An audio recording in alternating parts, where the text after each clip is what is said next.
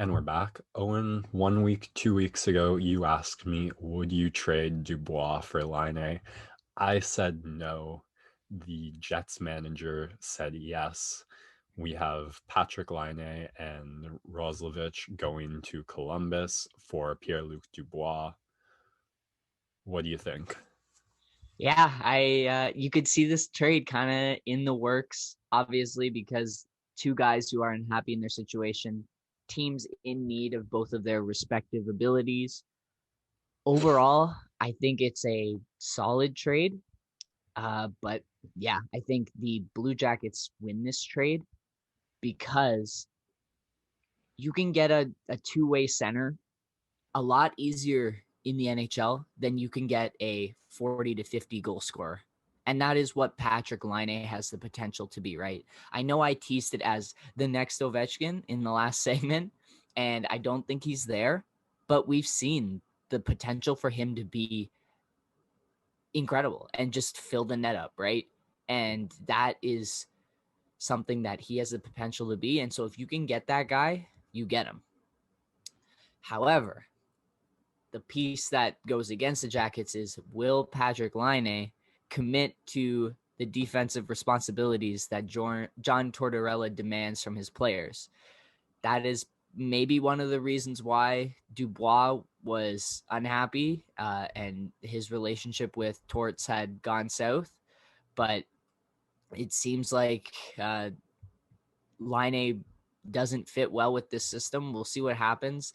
Hopefully a new, fresh perspective, location, team, whatever it is, will reinvigorate him because now he's on his second chance as opposed to just being the kid who got drafted second overall and the team's still going to ride with him. He has now actually been moved on from by a team, and hopefully that provides him with a kick in the pants because I do want to see him succeed. He is a really, really fun player to watch when he is scoring and hitting the one-timer clap bombs and sniping off the rush on the wing. Especially now that he's no longer in our division, but it's going to be really fun to watch him. And hopefully this is the motivation that he needs to succeed in that. And if he gets there, then the Jackets win this trade. Yeah, I think short-term Columbus wins this trade because they are severely lacking in goal scoring. And like you said, that is what you can't get. There's maybe 3 or 4 better pure goal scorers in the league right now than Laine. So getting a top 5 goal scorer or getting the top 5 anything of what you need to address is a huge W for your team. And in Columbus, they've now got some depth, in Winnipeg, they've got some depth at center questions they've already got their number one guy in Scheifele. They just re-signed Stastny. And now what do you do with Dubois? Do you try and make him and Stastny work together on the second line? Do you move Stastny down to the third line? But so short term, they've got some issues to figure out. But long term, I think Winnipeg wins this trade because I think they have the potential now for the next 10 years to have their 1-2 punch at center between Scheifele and Dubois. Short term, you don't know what's going to work out between Stastny and Dubois, but long term, you know that you can ride Dubois if you can make him happy. So I think that has to go into the consideration of what do you do between those two. You want to sell the Winnipeg Jets franchise to Pierre-Luc Dubois. In Columbus, he had a lot of weight on his shoulders as like the most talented forward on the roster. In Winnipeg, he doesn't have to deal with that. He gets to play behind Scheifele, so a little less responsibility, a lot less grief from the coaching staff, a fresh start. So if Winnipeg can make him happy and he can provide what Winnipeg was looking for in like a valuable franchise long forward, then I think the next 10 years, the Winnipeg top 6 looks great for it. So I like that for Winnipeg. For Columbus, they, like you said, Torts is happy now, but he hasn't seen Laine play.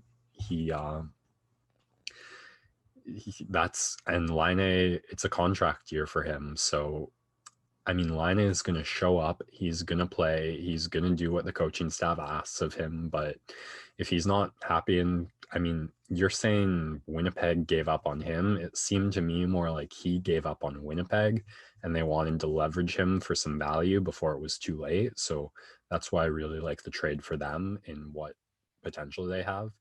And now Columbus has a bit of a like ticking time bomb with, you don't know how the Tortorella Laine relationship is going to go.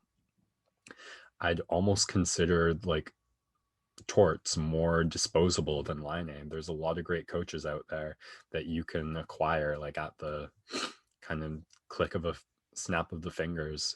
There's not that many pure goal scorers out there, so I'm interested to see how that unfolds. And I have mixed feelings on Tortorella's coaching style and philosophy. I just, in that NBA segment, talked about the importance of tough love and treating the professionals like professionals. But the TSN, we were just praising the Sportsnet panel. I'll give a little love to the TSN hockey panel. Wish I could say the guy's name or remember it.